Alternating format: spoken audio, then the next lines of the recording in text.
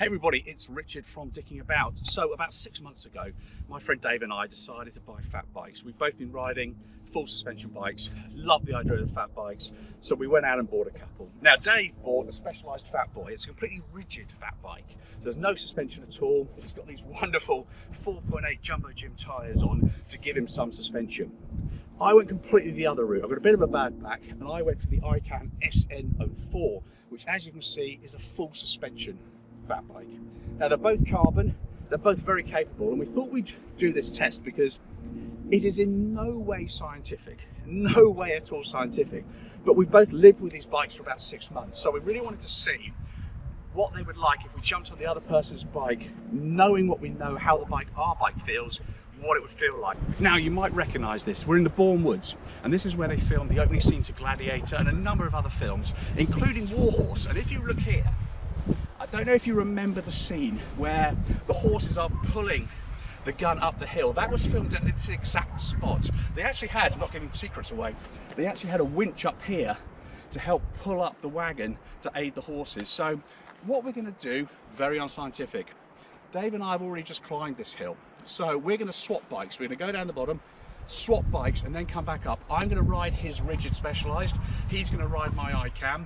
Both promise to be honest. Obviously we favour our own bike, we're used to it, but we're going to give some vaguely scientific, if not truthful, advice over what we think the pros and cons are. Let's get on with it. While I just about made it up the steepest hill we could find on the Specialized, Dave pushing the full suspension Ican probably tells you all you need to know about this test. Now, we were all for thorough testing, but we were getting bored with going uphill slowly. So we decided to have some fun on some single track, and we swapped the bikes after each section so we could compare and contrast.